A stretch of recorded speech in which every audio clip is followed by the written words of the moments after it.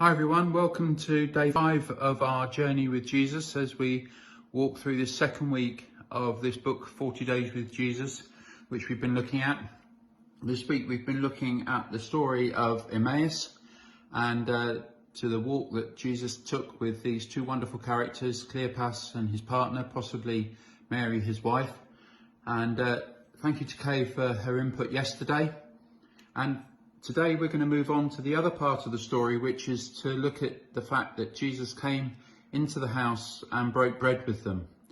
And this wonderful way in which Jesus reveals himself to Cleopas and to Mary. Now, whether that's the fact that Jesus broke bread using particular words, or whether it be that he broke bread with particular gestures, or the way he used words, we're not quite sure. But the one thing we can be sure of is that to Mary and to Cleopas, they were absolutely certain this was the living and risen Lord Jesus that was in their very midst. And when, of course, we think about breaking bread so often as Christians, especially in our churches, we think about communion, this wonderful way in which we share week by week, Sunday by Sunday, Wednesday by Wednesday, the closeness of God in our very midst.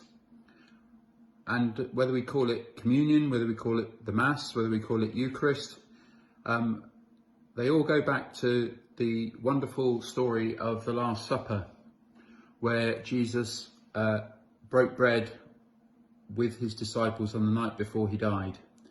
And here's a picture of Leonardo da Vinci's representation of this, which so many people go to see, and sort of defines the image for us of what the Last Supper probably was like. But the Last Supper was a Passover meal. And as a Passover meal, it was a unique meal once a year. And the disciples experienced Jesus redefine it in a radically new way as being Jesus' body, Jesus' blood. But even so, this wasn't the same as the meal at Emmaus. The meal at Emmaus is during the week, and Cleopas and Mary are experiencing the risen Lord Jesus not then in a church, if you like, but actually in their own home.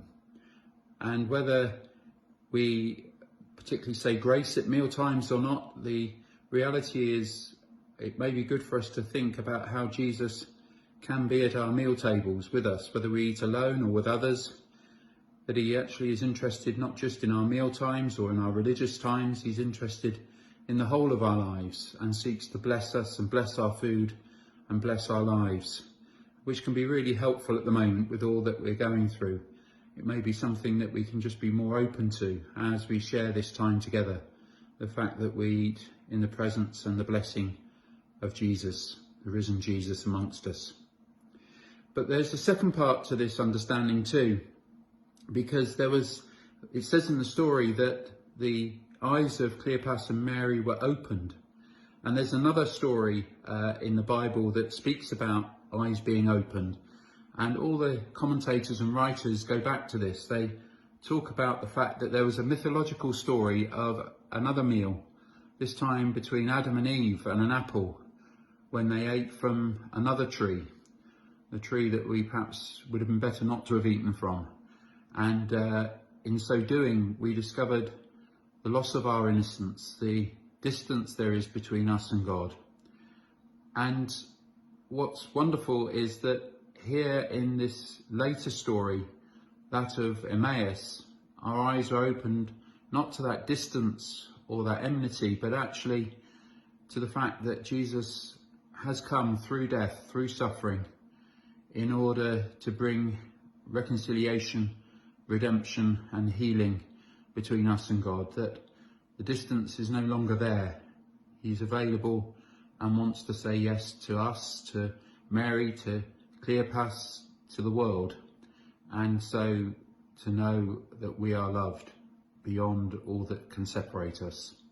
And that can be a bit like, say, an old friend who we've either lost touch with or perhaps have fallen out with or whatever. We can wonder whether that relationship can ever be repaired and the relationship restored. And here is God's answer of yes to us and to the world. God says yes to us and he does the repairing. Quite wonderful, really, and remarkable. No wonder Cleopas and Mary then immediately leave and head back to Jerusalem to tell the disciples the good news. Not just that Jesus was alive, but actually all that he promised, all that they dreamed of, that God would be with us, actually was true. So we'll pick that last part up again tomorrow as we share together. Look out for the details that Kirsty's putting up for Sunday on Facebook and on the website. We're actually going to share a meal very similar to this called an agape meal on Sunday as part of the live stream service. So come and be part of that if you possibly can. You'll be very welcome. There's a few things you need to get, but you can find those on the website or on Facebook. Otherwise, look forward to seeing you. Have a good rest of the day and look forward to seeing you in the morning. God bless now, everyone. Bye for now.